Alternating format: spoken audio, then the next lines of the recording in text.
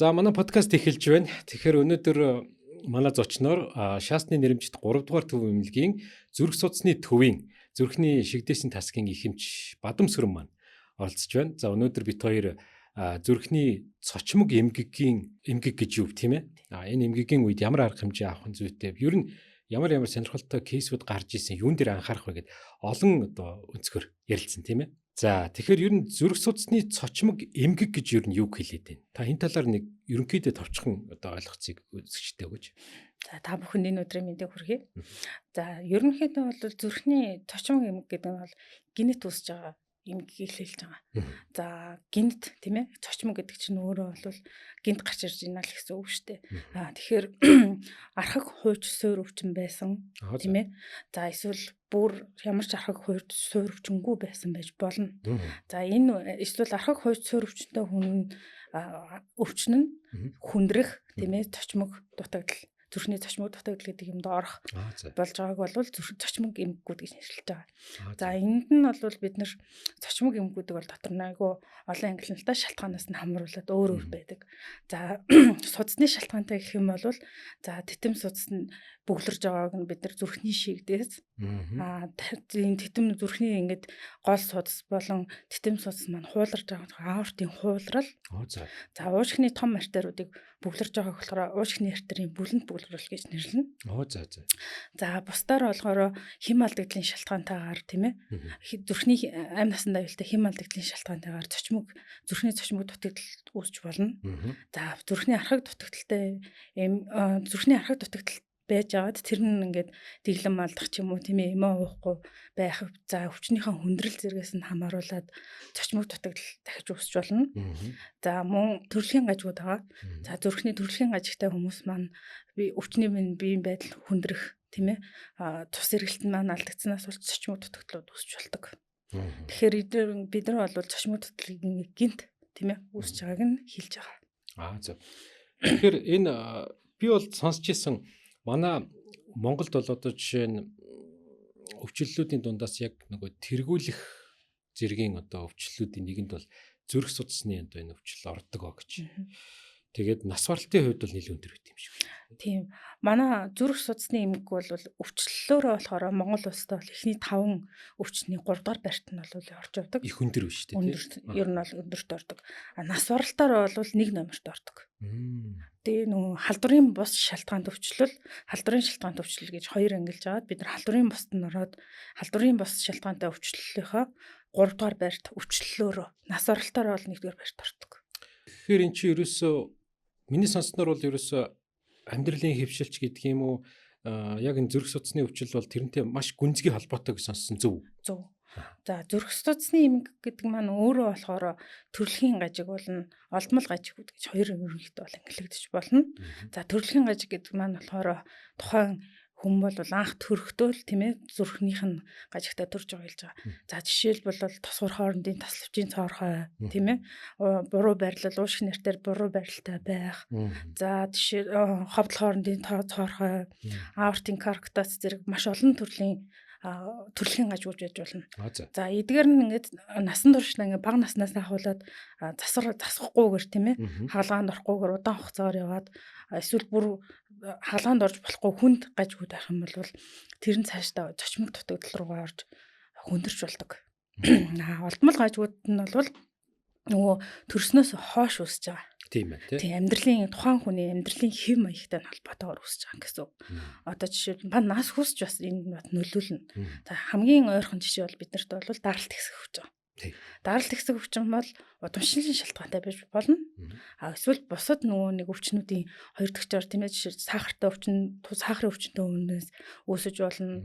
За бусад тархалтаас болж үүсэж болно. Гэвь амьдралын хэв маягтай холбоотойгоор үүсэж байгаа гэсэн үг. Судасны хатварл. Энэ өнөөдөр ярьж байгаа сэдвээр бол зүрх судасны цочмог эмгэгтэй холбоотой яг таныг эмч болоод ингээд өдөө хүртэл ажиллаж явах хугацаанд гарч ирсэн тийм сөрөг маягийн тийм тохиолдлууд байдаг бах л да. Бид нар юун дээр анхаарах хэрэгтэй? Ер нь хүмүүс юун дээр их алдаад байдаг юм? Манай Монгол улсын ингээд нөгөө онцлог тийм ээ алслагдмал ингээд хот суурин газрууд ихтэй. Тэг эмнэлгийн тусламж үйлчилгээ маань бас тийм одоо гадаад орнууд шиг сайн болоогүй байгаа шүү дээ. Гэхдээ одоо бол хөгжиж байгаа. Бас нэлээд сайжирч байна. Ерөнхийдөө бол одоо манай тасгийн хуваар ярил л да тийм ээ зүрхний шигдээсийн тасаг. За улсын ордоор тэмдэглэгийн зүрхний шигдээс болохоор бид нар тусламж үйлчилгээ үйлдэлдэг хүрээ гэж байгаа. За тэгэхээр бид нар бол баруун 5 аймаг болон төвийн юуны нийслэлийн 3 дүүрэгт үйлчилдэг. Баруун 5 аймаг нийслэлийн 3 дүүрэг. За энэ баруун 5 аймаг дээр нэмэгдээд Архангай болон Булган тийм ээ Эрдэнэт гэх мэт хотуудаас орж ирж байгаа. За тэгэхээр ингээд 8 тийм ээ аймаг болон 3 дүүрэг ороод ирчихэж байгаа. Тэгэхээр маш өргөн хүрээнд ажилласан юм шүү дээ. Юу н ганцхан улсын 3 дахь төвлөгийн хамардаг хүрээ гэх. Тийм байна. За тэгэхээр эдгээр хүмүүс маань баруун 5 аймаг маань өөрөө Улаанбаатар хотоос хэр хол зайтай. Аслагдлмал шүү дээ. Тийм маш хол зайтай. Тэгэхээр нөгөө нэг зүрхний шигдээс гэдэг өвчин маань одоо жишээлбэл одоо зүрхний чочмог эмгэг дотор хамгийн их тохиолдож байгаа бол зүрхний шигдээс. За энэ зүрхний шигдээс гэдэг өвчин маань бол одоо бид нар Баян Үлгийн аймагт тийм ээ одоо зүрхний шигдээсээр өвдлөө. За ингээд нөгөө тусламж үйлчилгээ үзүүлэх болдог. Бид нар анх авах одоо хамгийн ихний арга хэмжээ бол яаралтай титэм суудсан доторх онцлог эмчилгээ гэдэг юмд орох байдаг. За тэр титэм суудсан доторх онцлог эмчилгээ гэдэг юмд цээжний өвдөлт яг зүрхний шигдээс байгаад цээжний өвдөлт эхлээд 6 цагийн дотор орох юм бол эрсдэл хүндрэл тохиолдохгүй байх магадлал нь 90%. За. Иргэн нөгөө зүрхний үхчээд байгаа эсүүд маань сэргэх магадлал нь 90% байдаг. Би нэг юм дундуур нэг асууч. Сая би яг ингэж бодлоо л да. 6 цагийн дотор гэхээр хүн өөргөө чинь зүрхний шигдээс болж гин гэдгийг мэдэх нь их чухал юм биш.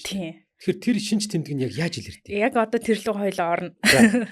Тэгэхээр яах вэ гэхээр Баян Үл гэдэг нь шүү дээ тийм ээ бид нар Улаанбаатараас бараг 2100 км-ийн цаана. Тийм шүү дээ. Бараг 2 хоног явдаг шүү. 2 хоног явах. За тэгэхээр 6 цагийн дотор нөгөө титэм суудсан дотор хончлох хэмжлэгэнд орох гээд байдаг. Тэгэхээр 90% нь ингээд тиймээс сэргэх гээд байдаг. Тэгтэл тэр нөгөө цээжний өвдөлт өгөөд тэр титэм суудсан дотор хончлох хэмжлэгэнд орж амжихгүй болохоор хүндрэлүүд үүсдэг. Тэгээ гол юм нь гэхээр хүмүүс маань өөрөө бас нөгөө шинж тэмдгээ мэддэггүй. Тийм яг ямар шинж өгөөд байгаа зүрхний шигдээс болоод байна уугүй гэдгийг ойлгодоггүй. Тийм бид нар чи айгүй их сонсдог шүү. Зүрхний шигдээс гэж яриад байдаг мөртлөө яадгийн би бол жишээ нь мэдэхгүй. Сайн мэдэхгүй. Яг юу болоод байгааг нь мэдэхгүй байгаа болохоор ингээд хүмүүс хоцорч ирдэг байхгүй юу? Нөгөө нэг цаг хугацаанаас хоцорч тусламж үйлчилгээ авч ийна гэсэн. Тийм байна. Тийм. Тэгэхээр одоо яах чинь вэ гэхээр чэжний өвдөлт гэж яг юу хэлээд байгаа юм бэ гэдгийг хэлэх гээд байна гэсэн үг. За. Тэгэхээр маш зүрхний шигдээсээ удирдамж гэж байгаа. За энэ эрүүл мэндийн сайдаар батлагдсан удирдамж. За энэ удирдамж дээр бид нар болохоор чэжний өвдөлтийг ялган онцлох арга байдгийн. Бод хин гэж богинохон товчлол үг. За. 6 үг байх нь шүү. Тийм байна. Б гэдэг нь болохоор байрлал. Байрлал. За байрлал гэдэг нь яг хаана хэлээд байгаа гэхээр өвчүүний араар чээж хорсох юм уу задрах гэж байгаа юм шиг маш хүчтэй өвдөлт өгдөг. Энэ нэг шинж тэмдэг. Нэг шинж тэмдэг. Байрлал. Тэгээ энэ ингээд чээж рүү ингээд шахаж байгаа дарж байгаа мэдрэмж маань дээшээ ирүү рүүгээ ингээд шахаж байгаа юм шиг болж болно. Бачуурна. Амьсгал чадахгүй болж тийм ээ бачуурж давчдах. Эдгээр шинж тэмдэг бол чээж задрах байгаа юм шиг болж өвдөх бол нэг номер шинж тэмдэг. За энэ шинж тэмдэг бол ихэвчлэн цочмог шууд ингээд суц бүглөрөөд тийм ээ одоо зүрхний булчингийн эсүүд маань өгчээд үед илэрдэг. Ямар ч одоо ингээд онцлог нь тарах юу ингээд чэжүр ингээд шахаж тийм ээ ингээд боож байгаа. Тэгээ ингээд 100 гарлуу дамжиж болно. Эсвэл ар нуруу дамжиж болно. Тэгвэл энэ шинж тэмдгүүд маань одоо жишээлбэл чихрийн шижинтэй хүмүүс настай хүмүүст балархаад байж болно. Өөр хэлбэрээр нуруу өвдөх ч юм уу тийм ээ.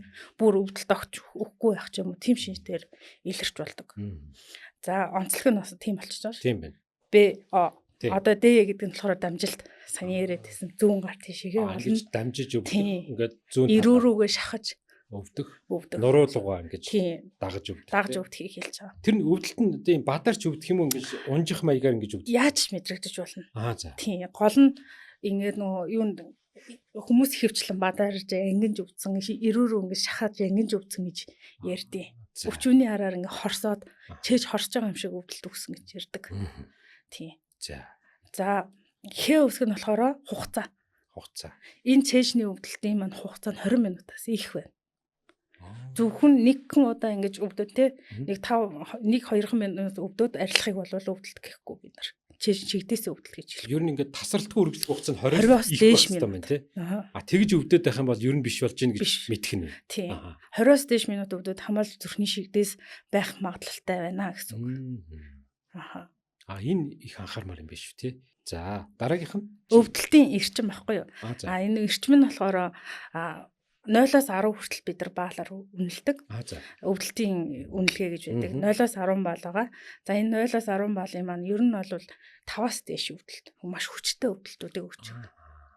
Эрчим нь болохоор энэ эрчим нь болохоор бас нөгөө юунаас өвчин нүуний цаахартай хүн бол настай хүмүүс төр бага байж болно. Арай бага.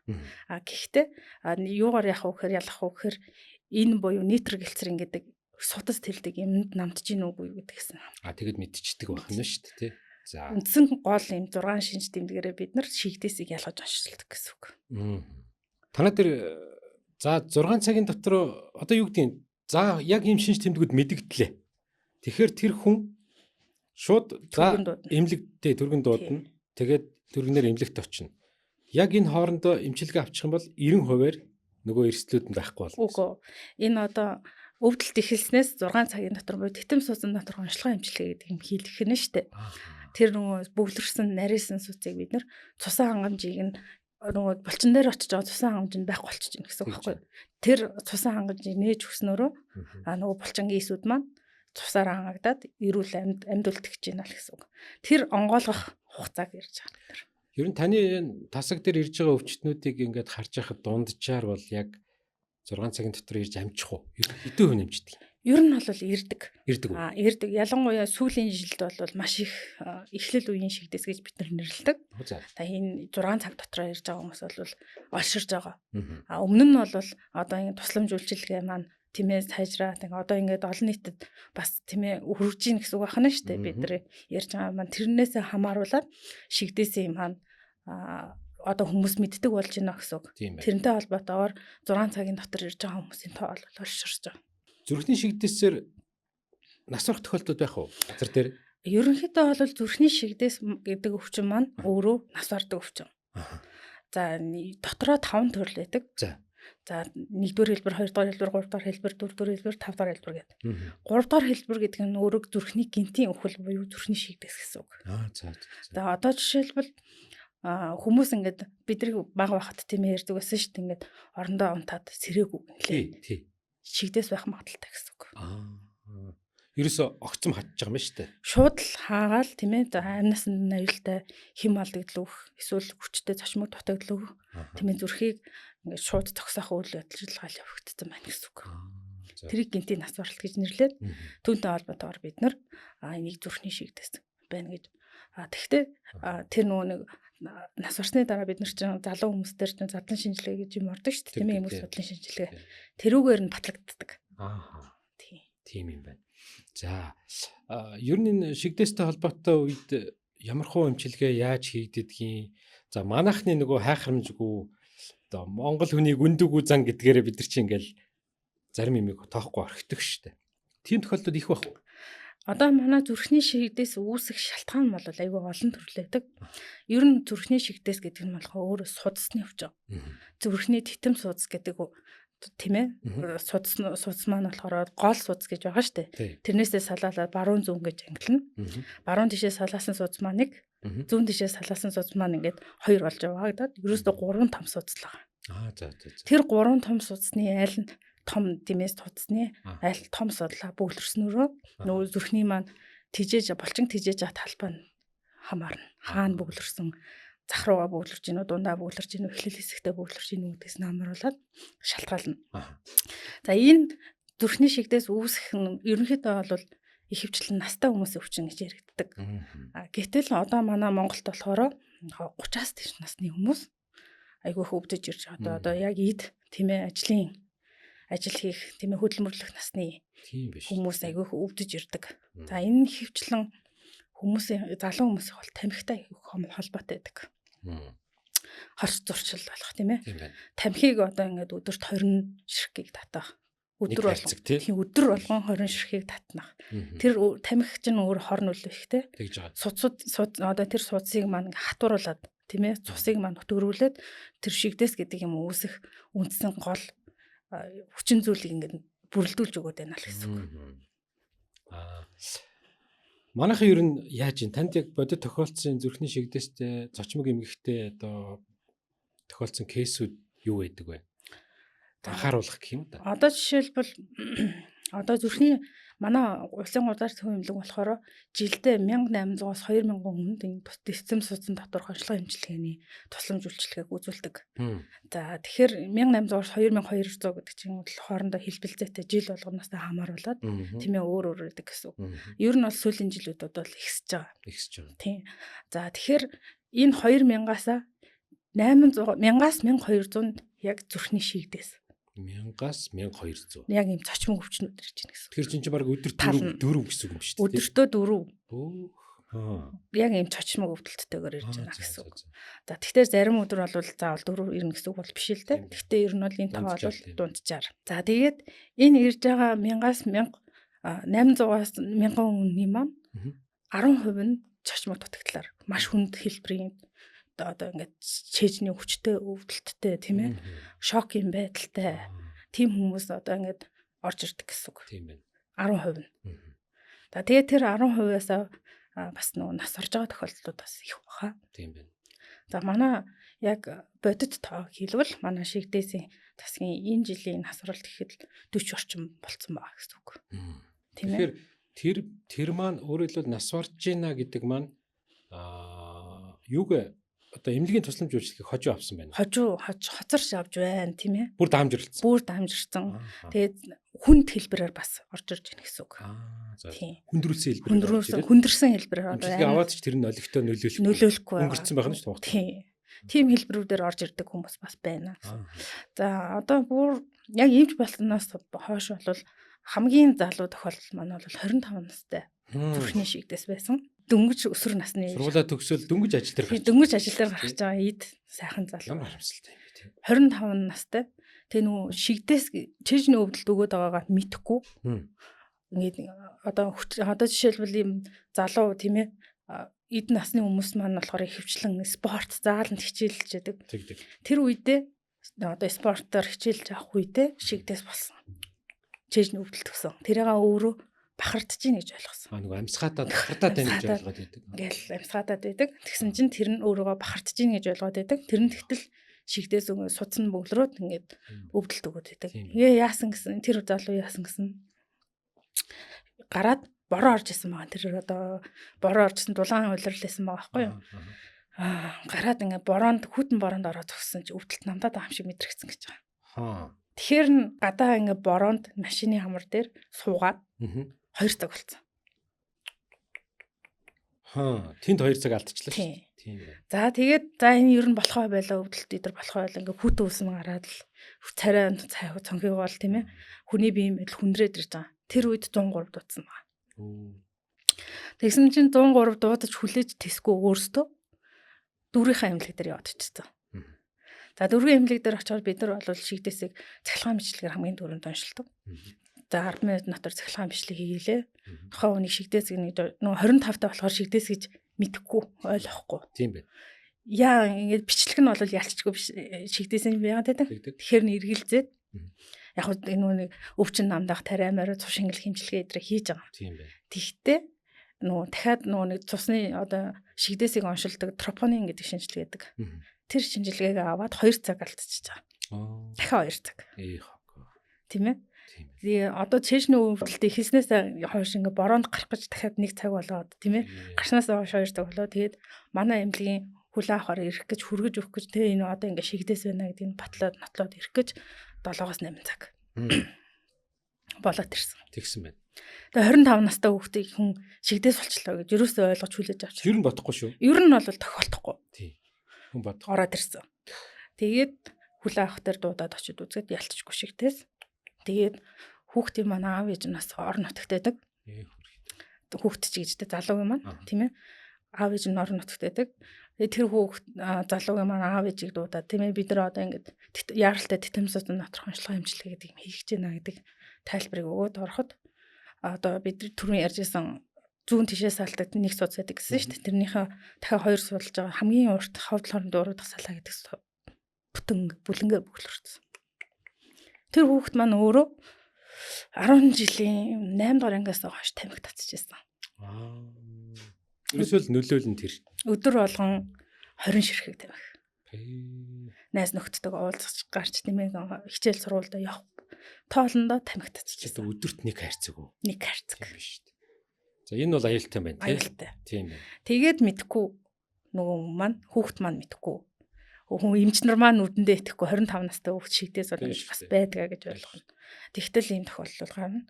Тэрнээс хойш одоо ерөнхийдөө бол 25-аас 90-100 насны хооронд бол шигдээсүүд бол хэлбэлцэж байгаа. Залуу хүмүүс ерөнхийдөө бол аюул шигдээс болдог. Өөрөөсөө ингээ ив ирүүл гэж бодож явж явах тийм ээ даралт ихсэхгүй. Суурвчин байхгүй, чихрийн шижин байхгүй. Тийм туранхай, өндөр тэгээ спортоор хичээлдэг. Тийм байхад ингээд шигдээс бол гараад ирж байгаа. Тэгэхээр ерөөсөө эн чинь нөгөө амьдралын буруу хэм маягууд л нөлөөлчдөг юм байна шүү дээ. Хорт зуршил тий. Хорт зуршил нөлөөлж байна.